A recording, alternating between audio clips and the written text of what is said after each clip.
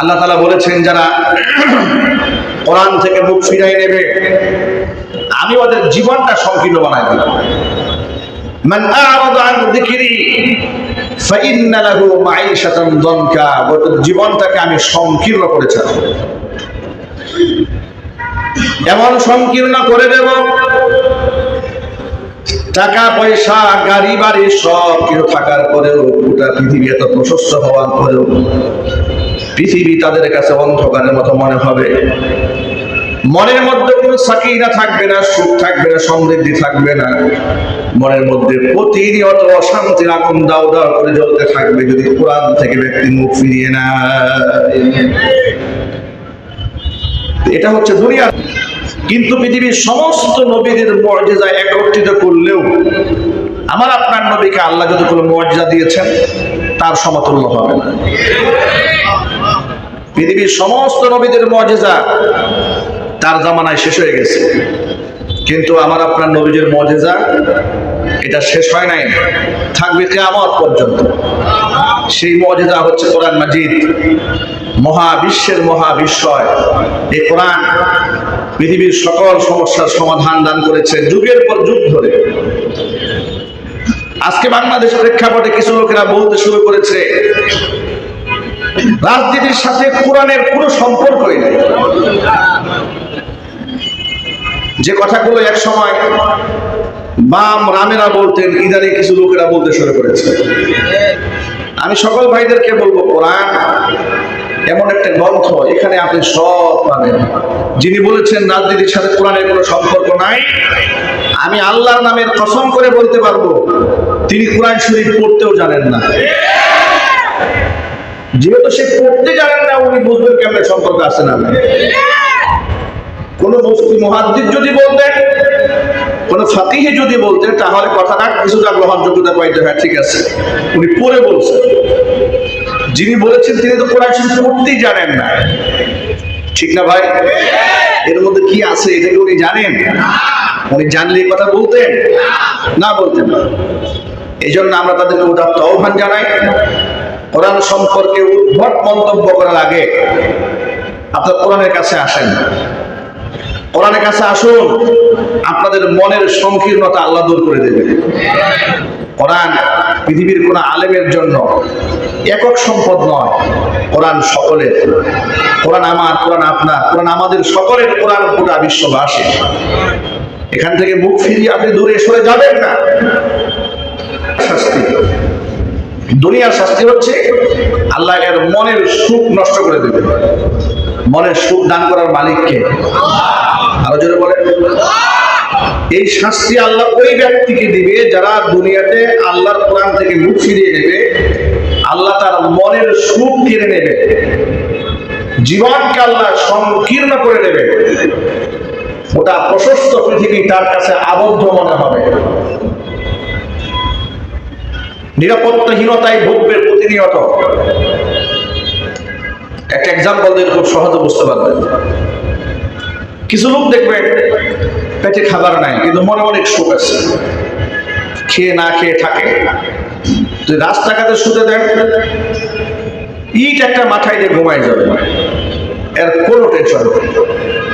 আবার এমন লোক আছে অজস্র টাকার মালিক, মিল, ফ্যাক্টরি, ইন্ডাস্ট্রি, মার্কেট, জমি জমা সব আছে, হাই লাক্সারিয়াস ফ্ল্যাটের মধ্যে থাকে, ঘুম নাই, চলে যায়, কোনো বয়সে ঘুমাতে পারে না, অশান্তি প্রতিনিয়ত করে করে খাচ্ছে, আছে না নাই? আল্লাহর রহমত থেকে বঞ্চিত হয়ে গেছে। কোরআন বলছে যে ব্যক্তি আমার থেকে মুখ ফিরিয়ে নেবে, আমার কোরআন থেকে চলে নেবে, আমি তাদের জীবনটাকে সংকীর্ণ বানাই দেবো, ওর মনের সমস্ত সুখ আমি আল্লাহকে দেব। ফাইন্না লাহু মাঈশাতান দানকা। আমার দেশে দেখবেন যারা দুর্নীতি করে, যারা চাঁদাবাজি করে, যারা অবৈধ দখলবাজি করে, এরা সবসময় অশান্তির আগুনে ভোগে, অনলে জ্বলতে থাকে। সাথে সাথে নিরাপত্তাহীনতায় ভোগার কারণে বডিগার্ড ছাড়া কখনো বের হতে পারে না, চলতে পারে না, ঠিক না জোরে বলেন?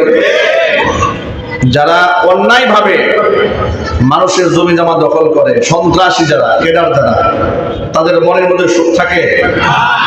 অশান্তির আগুন সব সময় তাদেরকে জ্বালিয়ে পুড়িয়ে শেষ করে দেয়। এটা হচ্ছে দুনিয়াবী শাস্তি। আর পরকালীন শাস্তি তো আরো ভয়াবহ। আল্লাহ পাক বলেন, ওয়ানাহশুরুহু ইয়াওমাল কিয়ামাতি আ'মা, কিয়ামতের দিন ওই সমস্ত ব্যক্তিদেরকে আমি আল্লাহ অন্ধ বানিয়ে হাসরের ময়দানে দাঁড় করিয়ে দেব। বান্দা বাবা বিস্ময়ে বলবে, লিমা হাশারাতানি আ'মা, قال رب لما حشرتني أعمى وقد كنت بصيرا, আয় আমার রব, তুমি আমাকে অন্ধ বানায় হাসরের ময়দানে কেন দাঁড় করালে? আমি তো অন্ধ ছিলাম না, আমি তো চক্ষুষ্মান ছিলাম, আমি তো দেখতে পারতাম। আল্লাহ পাক তখন বলবেন, قال كذلك أتتك آياتنا فنسيتها وكذلك اليوم تنسى, এভাবেই আমার আয়াতগুলো তোমার সামনে এসেছিল, ফানাসিতাহা, তুমি আমার আয়াতগুলোকে ভুলে গিয়েছিলে, এক কান দিয়ে শুনে আরেক কান দিয়ে বের করে দিয়েছিলে। যেভাবে আমার আয়াতকে অবজ্ঞা করেছিলে, তুমি তুচ্ছতাচ্ছিল্য করেছিলে, শুনেও না শোনার ভান যেভাবে করেছিলে, ভুলে যাওয়ার অভিনয় করেছিলে, ওয়াকাযালিকাল ইয়াউমা তুনসা, আজকে ঠিক তোমাকে সেইভাবেই ভুলে যাওয়া হবে। নাউযুবিল্লাহ পড়েন। ভাইরা, আপনার বিরুদ্ধে যদি মামলা হয়, সেই মামলা যদি ম্যাজিস্ট্রেট কোর্টে জামিন না হয়, আপনি যাবেন জজ কোর্টে, জজ কোর্টে না হলে আপনি যাবেন হাইকোর্ট, সুপ্রিম কোর্টে, হাইকোর্টে যাবেন, সেখানে না হলে সুপ্রিম কোর্টে যাবেন। এরপর তো আর কোনো যাওয়ার জায়গা থাকে না। আপনি ছোটখাটো অন্যায় করেছেন, কিয়ামতের দিন একজন আলেম আপনার জন্য সুপারিশ করবেন। আলেমের সুপারিশ কাজ হয় নাই। নবী করিম সাল্লাল্লাহু আলাইহি ওয়াসাল্লাম সুপারিশ করলেন, হুজুর সুপারিশ করেছেন, আল্লাহ পাক সুপারিশ মঞ্জুর করে নেবেন। যদি আল্লাহ এবং তার রাসূল যদি কোনো ব্যক্তি থেকে মুখ ফিরাই নিয়ে বলে যে ফাল ইয়াউমা, আজকের এই দিনে তোকে ভুলে গেলাম, তোকে আমরা কেউ চিনি না, তাহলে তার মুক্তির আর কোনো রাস্তা থাকবে? কার ব্যাপারে এই ভয়ঙ্কর উক্তি কোরআনে এসেছে? যে ব্যক্তি আল্লাহর কোরআন থেকে মুখ ফিরিয়ে নেবে, সেই ব্যক্তির ব্যাপারে সত্য কথা এসেছে। কিয়ামতের দিন স্বয়ং আল্লাহ তাআলা ওই ব্যক্তি থেকে মুখ ফিরিয়ে নেবেন। আর আল্লাহ যে ব্যক্তি থেকে মুখ ফিরিয়ে নেবেন, তার মুক্তির আর কোনো রাস্তা বাকি থাকবে না। এই জন্য কোনো ক্রমে আল্লাহর কালাম থেকে মুখ ফিরিয়ে নেওয়া যাবে না। নবী করিম সাল্লাল্লাহু আলাইহি ওয়াসাল্লাম মুখ ফিরিয়ে নেবেন বেদাত পন্ডিতদের কাছ থেকে। পৃথিবীতে কত মানুষের কত রকম চেহারা আছে। কিয়ামতে কিছু মানুষের চেহারা হাস্যোজ্জ সুন্দর হয়ে যাবে, আবার কিছু মানুষের চেহারা কুৎসিত বর্ণ কালো হয়ে যাবে।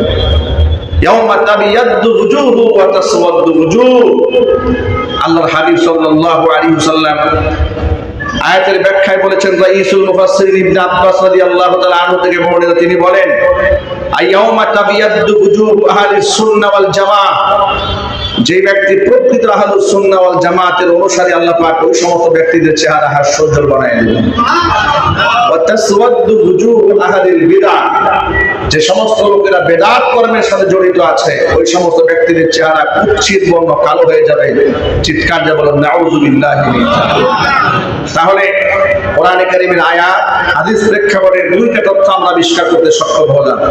এক হচ্ছে, যারা কোরআন থেকে মুখ ফিরিয়ে নেবে, আল্লাহ পাক তাদের থেকে মুখ ফিরিয়ে নেবেন হাসরের মাঠে। যারা বেদাত কর্মকাণ্ড করবে, তাদের চেহারা কুৎসিত বর্ণ রূপ ধারণ করবে। হাউজে কাউসার পানি বন্টন করার সময় আল্লাহ নবী সাল্লাল্লাহু আলাইহি ওয়াসাল্লাম সকলকে পানি পান করাচ্ছেন। এমন সময় কিছু লোকেরা সামনে আসবে পানি পান করার জন্য। ফেরেশতা এসে বলবে, হে রাসূল, এদেরকে পানি পান করায়েন না। হুজুর বলবেন, কেন? এরা তো আমার উম্মত।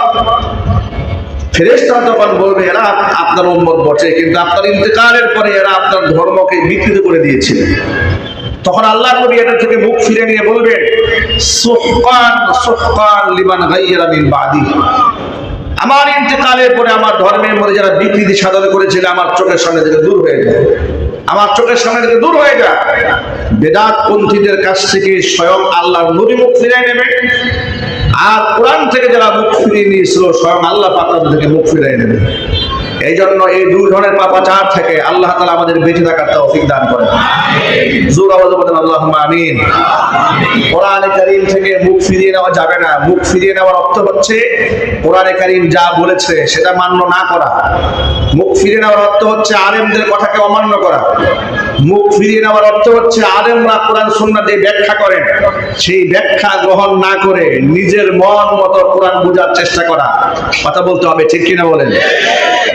মনে রাখবেন, উলামায়ে হক্কানি, উলামায়ে রব্বানি তারা কোরআন সুন্নাহর সঠিক ব্যাখ্যা আপনাদের সামনে তুলে ধরেন আপনাদের নাজাত এবং মুক্তির জন্য। পৃথিবীতে এমন কোন সময় অতিক্রান্ত হবে না যে সময়ে কেউ কোরআনের ভুল ব্যাখ্যা করবে আর সেই ভুল মানুষের কাছ থেকে শুধরে দেওয়ার জন্য কোনো হক্কানি আলেম পৃথিবীতে থাকবে না। এমন কোন সময় পৃথিবীতে হবে না। পৃথিবীর যে কোনো প্রান্তে কোরআন সুন্নাহর কেউ যদি ভুল ব্যাখ্যা করে, তার সঠিক ব্যাখ্যা দেওয়ার জন্য যুগে যুগে আল্লাহ তাআলা হক্কানি আলেম সৃষ্টি করে রাখবেন। জোরে বলেন সুবহানাল্লাহ। এই কথাটা আপনাদের সামনে উপস্থাপন করার আমার বড় একটা উদ্দেশ্য আছে। উদ্দেশ্য হচ্ছে এই, নিশ্চয় আপনারা অবগত হয়েছেন মাওলানা সাদ কান্দুলভিকে কেন্দ্র করে তাবলীগ জামাতের মধ্যে যে বিভাজন হয়েছে। কেন বিভাজন হলো? যে সাদ কান্দুলভির বক্তব্য শোনার জন্য একসময় আলেমরা উদ্বুদ্ধ করে তাবলীগ জামাতের লোক পাঠাতেন, সে আলেমরা এখানে তার বিরুদ্ধে মুখ খুললেন। আলেমদের সার্থকতা কি এখানে? আলেমদের সার্থকতা এটাই যে আলেমরা হচ্ছে দ্বীনের হামিল, يحمل هذا العلم من كل خلف عدول ينفون عنه تحريف الغالين وانتحال المبطلين وتأويل الجاهلين। যদি এই দুনিয়াতে কেউ কোরআন সুন্নাহর ভুল ব্যাখ্যা করে, উলামায়ে কেরাম তা শুধরায় দেবেন। কোন বাতিল পন্থীরা যদি এর অপব্যাখ্যা করে, অপব্যাখ্যাকে মোকাবেলা করবে।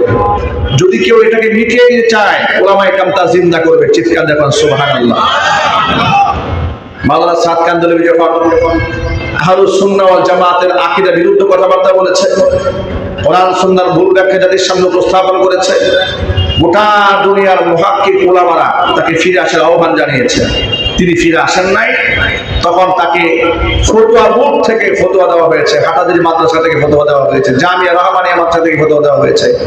সবচেয়ে বড় কথা, দারুল উলুম দেওবন্দ থেকে তার বিরুদ্ধে ফতোয়া দেওয়া হয়েছে। তার কাছ থেকে ইলম গ্রহণ করা নিরাপদ নয়। তিনি বিভ্রান্ত হয়েছেন, তাকে যারা অনুসরণ করে তারাও বিভ্রান্ত। এই পরিষ্কার ফতোয়া আসার পরে কোনো মুসলমানের উচিত হবে না যে ওই বিভ্রান্ত দলের কাতারে শামিল হওয়া। এমনকি উলামায়ে হক্কানি কথাও বলেছেন, যখন হক্কানি উলামাদের ঐক্যবদ্ধ ফতোয়া এসেছে তিনি ভুলের উপরে আছেন, এটা জানার পরেও যদি কোনো ব্যক্তি তাকে অনুসরণ করেন তাহলে তিনি জান্নাতের পথে পরিচালিত হবেন না, তিনি জাহান্নামীদের পথে পরিচালিত হবেন। আর ওরা যে হক থেকে বিচ্যুত তার তো অজস্র প্রমাণ আমাদের সাথে সামনে অভাব নাই। কথা বলেন না ভাই, ঠিক কিনা বলেন? মারামারি, কাটাকাটি, দাঙ্গা হাঙ্গামা যারা এগুলা করে তারা কি ইসলামের আদর্শ লোক হতে পারে? এই সহজ কথা। এটা মারামারি, কাটাকাটি, দাঙ্গা হাঙ্গামা যারা করে, যারা মানুষের উপর হামলা করে, মানুষ মারে, আলেমদের বিরুদ্ধে কথাবার্তা বলে, এটা কি হক্কানি আলেমদের শান?